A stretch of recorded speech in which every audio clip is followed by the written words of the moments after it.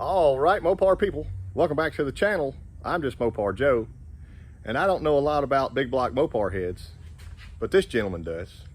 This is Ed. Hi guys, good to see y'all. Ed from Ed's Machine is going to give us the rundown on the Trickflow 240s that we're putting on our 440 dyno build. So let's check them out. So Ed and I both agree that we think the Trickflow 240s are some of the nicest heads you can put on a stock block engine, basically. Yes, I definitely, there's a lot of pluses. We did a lot of work on these heads, but I think, you know, some people are going to say, well, you shouldn't have to do that much work on a brand new head. Hey guys, everything has to be worked on. Yeah. And it's just whatever your level of excellence is, whatever your level of desired performance. And some people say, well, you're not going to get any extra performance. Everything's an opinion. It's how you feel about it. This is, I think Joe and I are in agreement doing certain things, and if we can, not everything's attainable. And we're going to talk about these heads. I think they're great castings. The fit and finish, the way they're all machined, everything's deburred, got nice valve cover rails. Joe and I was talking just a little bit ago. We really like, I pointed this out to Joe, and he's going to probably fit in something on another set of heads. We can talk about this. We really like the drain back on these heads. Some of the aftermarket heads, this area is filled up, and when the heads are on the motor, it's leaving a lot of oil set up next to the valve cover gasket. And some guys have a problem with, you know, with leaks and things like that. Drain back, you can see here, not an issue on the Trickflow heads. They well thought out. The bosses are massive. I mean, I'm just gonna say it. I mean, they're massive. They're not a cast boss that resembles an iron head. Right. You know, an iron head's a lot stronger, but this is heavy duty. I mean, it's really what you want. These heads are designed for some big solid roller cam springs. So with street deals, bracket race, hydraulic roller cam, flat tap it, no issues. We like the I think the quality of the hardware is good. I think overall, I think the castings are nice. I really like the fact that they put extra aluminum in the ports and the chamber. It allows for people that want to modify things to put their own shapes, and it allows them some creativity along the way. I think the angle plugs are awesome. I know they're kind of a problem with headers. It can be an issue. Everything's an issue. Yeah. But I think it's a plus, performance-wise. I had these, just wanted to say this. I told Joe this. You guys get through at the end of the day, just cover your work up. It don't have to be completely covered up. But you know, you got your heater running things. It's wintertime now. It's blowing particulates and dust around. Just a little light covering to cover your work up. Ed has made some modifications. Then some are slighter than others, but he's made some changes to these heads, and I was going to let him explain kind of, you know, the reason for that, and kind of just show his work. Where they CNC ported, they were so rough and so rigid, and I just really felt like, you know, to not have what am I trying to say here? Basically, not have a surface that would encourage carbon to stick to. You know, hey, we clean all that out of there, reshape it. We did a little work on some things. I talked to Trickflow about this, and you know, they had no problem with doing that. They said, just don't change the shape of the port. I felt like I followed their path, but things are definitely blended in better. And as I was showing Joe, and I'm out here with my, you guys watch the channel, I'm out here with my trusty stylus, and you can follow that all the way around in there. I can't get quite around in there, but you'll see remnants in some of the ports where the root of the lollipop cutter was, And the root would be just like the bottom of a thread, if you will. And it literally looked like a coarse thread. I think, wouldn't you agree? I mean, it was, we'll see here on the intake. You guys have an idea. The exhaust definitely need to have work done. I mean, I think even if it was just going to be a stock deal, I mean, get up over the top there. Well, you can see here on the sides.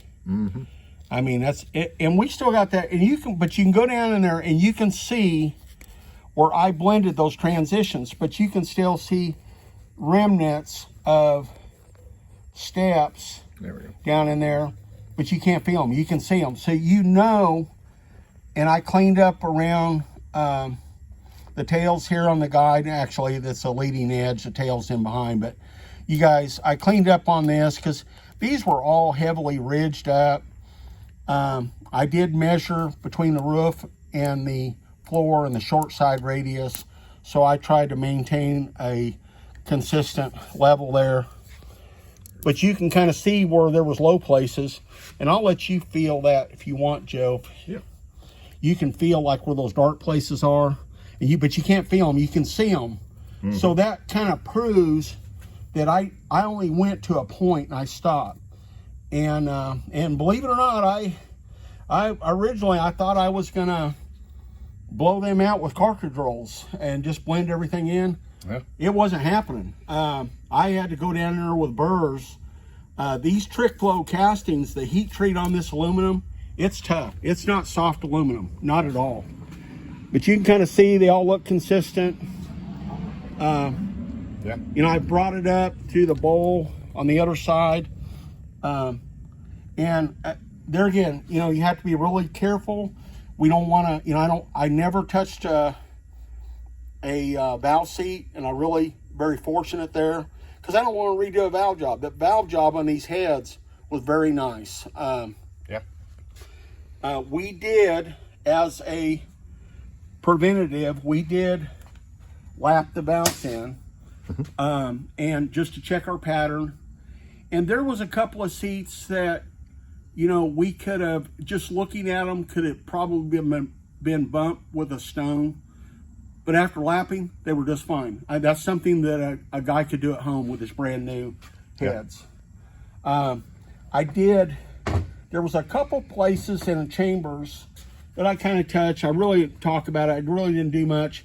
But one of the things, these were so rough around the edge where they did do a corner break. And you can kind of see remnants of that. But as I pointed out with Joe, I went around and I smoothed all them. Most of you guys watch the channel know I always do that. You have to be really careful. I wasn't trying to make them any bigger or anything like that. We're just trying to knock the rough burrs off. I deburred the outside of the heads. And there's a little road rash here and there from handling before Joe and I got them, but we kind of cleaned that up. And well, I'll say while it's on this side, we could talk about the oil holes here. You know? Oh yeah. As you guys well know, if you guys have done 440s or big block Mopars or small blocks, mainly 440s and number 4 cam bearing, sometimes you line up the hole in the main, sometimes one of the hole in going to the rockers, and then one side will line up great, but the other side will be off because when the factory drilled the block, they were off. And but if you have just a little bit of an opening, it's still going to oil. And what proves a point, look how small these holes are. I'm not sure what that is. It looks like 1/8 of an inch. I think the Indies that I played with, I could get an 1/8 inch bit in, you know, just to. That's right there. It's about 1/8 of an inch. You know, with calipers, I'm sure I could get a drill bit and probably 1/8 of an inch or. So if you've got that much of a window in your cam bearing, you should have no problems with oiling. So I had mentioned to Ed about my stealth heads I just had and how much more superior we both agree these chambers are, and I wanted him to kind of elaborate for everybody at home. Not just being the heart shape, but there's a lot of neat things going on with these. So. Yes, I think let's start where the business end of things happen. Everything's starting on the intake. You know, we all know takes air and fuel. We'll get to the horsepower here in a minute, but the valves are enshrouded. You guys that watch the channel have seen me do it on other people's work, and including Joe's E-Streak heads. We unshrouded this, we clearanced this. This is pretty darn nice. And the chamber here is filled. It's not like we got to deal with the Edelbrock E-Streets. If you use, for an example, a standard Velcro gasket, you blow a head gasket right there. Not going to work. You're going to have to use Cometic. They don't tell you that in the instructions. You're going to have to know these things. Get you some dowel pins, lay your gasket on there. If it does not match up and your gasket does not have 100% of surface location, look for another gasket. Joe did. Yeah. We know this. And so we've got this, you know, as I was telling Joe, some people grind or machine down this center. They don't like this rise in the middle. When the valve is open, there's a point in there called overlap that both these valves are off the seat. I just really prefer this. I think Trickflow did a good idea. You can see back here by the spark plug hole, they've already relieved that. You don't see that in other heads. Right. People have to do that. You can go watch Andy Wood. He talked about that on, you know, things, I believe, David Vizard. And I really like that. Everything's deburred nicely around the plugs. It's all designed to eliminate detonation and pre-ignition. And of course, as we know, that's what kills our motors. So, yeah. I mean, I still think this head, minus a max wedge size, is probably the nicest you can get. Oh yeah, do you think absolutely. So? I mean, that's, yeah. And you know, and we're not taking anything away from the B1s or the B1TSs. Right. Those are maximum performance effort heads. They're really not realistic for people like us. That, you know, that in most people's cases, those things are unattainable. Right. And then there's other heads, and we won't talk about other brands. And first off, we're not mudslinging against any other brands. I mean, something's better than nothing, and brand new is brand new. Right. But I like it. So back on the exhaust, yeah, I like the way everything is laid back here. It's all designed about flow. And if you could see this, you could look at my video if you want. You can see how that, if you look down that port window, you know, when that exhaust valve is open, you just kind of get a visualization of those exhaust gases, the piston coming up, pushing those exhaust gases. It's like if you will, a funnel, and you're just directing those gases right out the port. I think you're gonna get that a lot better than you are with a lot of different heads out there. Kind of see where I stopped working down in there, right around the curve of the pinch. And I was instructed, you know, I'm not the boss. I'm the boss of my company, but I'm not the boss of Joe, and I'm not the boss of Nick. Nick is a car owner. We basically, I think we did the most budget-friendly mods, but we didn't touch this. And I really, at the end of the day, I don't see anything wrong with the shape of that. Right. If it was my own head, yeah, I might have cleaned that up for aesthetics, but I probably, as far as dimensionally, I would not have changed a lot. I do like the round radius corners. And not to, you know, we've all seen these heads and they've got these little dinky radiuses in the corner. I don't like that. I just, I think I'm gonna try to like gasket matches intake to fit that, you know.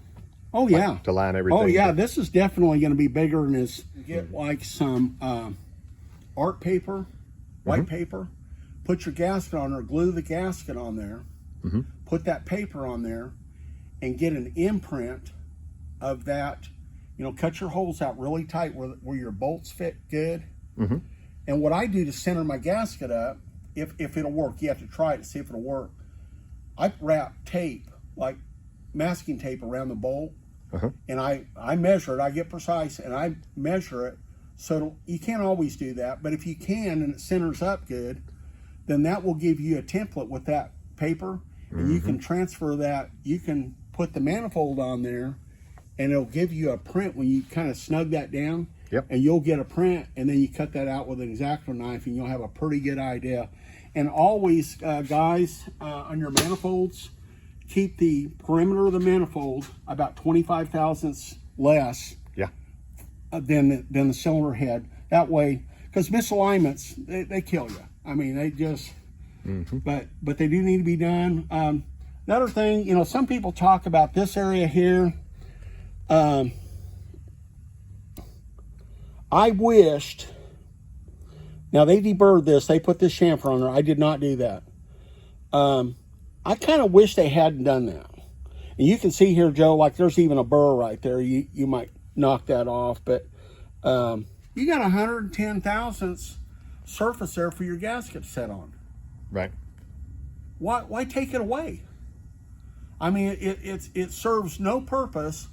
I mean, you can literally, with aluminum, you could go around there with a burring knife and then just take your thumb, and as I've showed in many videos, take your thumb with some 220, 240, this happens to be 320, and go around there and swipe that and just kind of hone that edge. That's aesthetically, it's pleasing and it serves a function. And we're not narrowing this surface down. Right. So, you know, and I'm not poking a sharp stick. You know, this is all production. You know, these heads are sold at a price point. They've got to kick them out the door. Overall, it's the best game in town. I really like it. You want to tell them about the guides? Right. The guides. And I'm not poking a sharp stick in anyone's eye. Everyone's got their own theory on guide clearance. The guides were too tight. I mean, they were, in my opinion, they were a half to almost 1/1000th too tight. And what that means to a person, I mean, anybody could stick a guide. You could do everything perfect. You get a little detonation, get something warm, blow a radiator hose, lean it out, and you can have a guide problem. But the reason you want to have guide, because if you have a problem like that, what is your one thing that saves you? The fact that you're still getting oil to your valve stems. Yeah. And if it's too tight, you're not getting oil. And I'm sorry, these Viton seals are excellent. You know, we love them, and they meter the oil. They do a good job.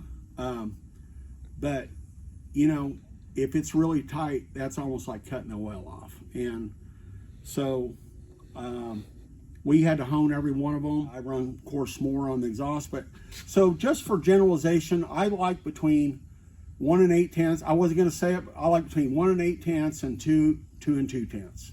And if you're, you know, some guys out there are like 2.5, you know, on exhaust, and when I put my lube concoction on there, that valve moves so nice, but it is still stiff. I mean, it's amazing the drag that it has on there. Yeah. And then I put about I like about 1.5 to 1 8/10 on the intakes. Some of you guys out there have seen the Sun. The Sunnens are great. They're very expensive.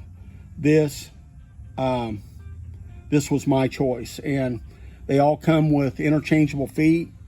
And then I put my mic in the mic vise, and I set it to where I want it at, and then I set it up on 0. But if you look at this head almost looks rougher than the other head did. Yeah. You know, who knows? But there again, it's not a deal breaker. We know it's going to help atomize fuel. I'm not a golf ball guy. No, I know people are going to hate me. No, I'm sorry. We're not dimpling. So you want to dimple it, I'm not your guy. But I like this better than dimpling. So yeah. But now you can see, like up here, they didn't lay that chamfer back quite as much. See, it's got a little nick, but that's not going to hurt anything. A gasket's still going to seal on that. Right. Anytime you see something a little proud, you can just take your burr knife or a small file, just gently dust it off. And you can look down on the ports there and see actually exactly what we did. Everything is the same location.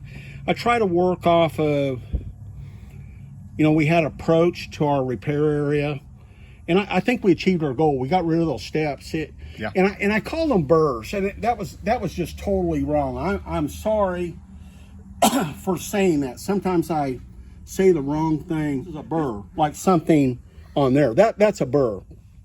This is a tool mark, and all that is they've got a lollipop cutter. I don't know what radius that cutter is, but let's say it's a 5/8 ball for an example, and the bottom of that is down in the root of that, and then the outside of it is of course the peak. And it would be nice if they just had a finer feed when they're going in there on, I'm not a CNC machinist, and I'm not pretending I have friends that are, but I got an idea how they're doing it. But I've done the Trickflow 270s, and the 270s have more of a finish like the combustion chambers do. And I've showed you that, Joe. Yep. And so I don't know what the difference, but obviously it's a different program. But it would be nice if you could kind of get that finish on the 240s. And maybe they have some type of technological advanced reason why they don't do that. But they're a great company, good product. I can't say enough about them. Straight edge on here. And on this particular head, I think we had one valve that was like 2.5, 3,000. I know someone's going to bust me out. They're not all identical. We're not talking about 20 or 30 thousandths. This is very nice, very good quality. I'm very happy with it. I think we did check it. Joe wanted to, and I thought this was a good idea. I hadn't done this. Yeah. He wanted to check the shaft mounting. It's spot on. I mean, that's the machine work. It's overall, the machine work in these heads is super.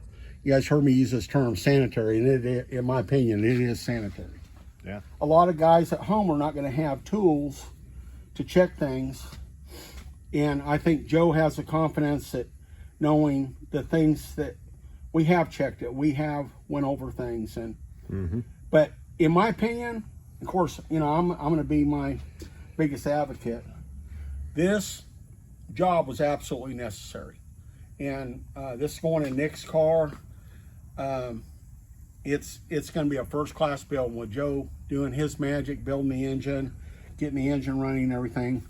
It's going to be a first-class deal. So I just wanted to say this. Bigger's not always better. Right. Guys, you might say, well, now that I said, well, the port work seemed to be nicer on the 270s. For most of the people out here, especially for you 383 guys, unless you're a maximum race deal, your 400s, unless you're, I'm going to say like a 440, 446 or bigger or a stroker, for the most part, you don't need 270s. The 240s is all you need. And basically, I believe that the exhaust ports are the same in the 270s and the 240s, aren't they, Joe? I'm not sure. I think they are. So the only thing is you're going to go from the standard port on the intake to the max wedge size. And I just don't think the average person needs that. Right. I think this is probably one of the ultimate street heads. And granted, it's expensive. And I'm going to be doing a video coming up. You guys will see it. I got thick skin, so I'll probably get some criticism, but we've got some heads coming in, and we're gonna, Joe's not the only one that did the Chinese connection, so so we're gonna try something. It'll be coming up, and so some of us we do budget things because that's what works for us. Everyone, I just do what you can, whatever fits in your budget. If you have to save a little longer, this might be your way to go. Yeah, or if you got a nice stock intake you want to use of some kind that Absolutely. you want to bolt onto these ports and make work. Keep in mind that when you do these, you are going to have the accompanying rocker gear. So, and of course, Joe knows this.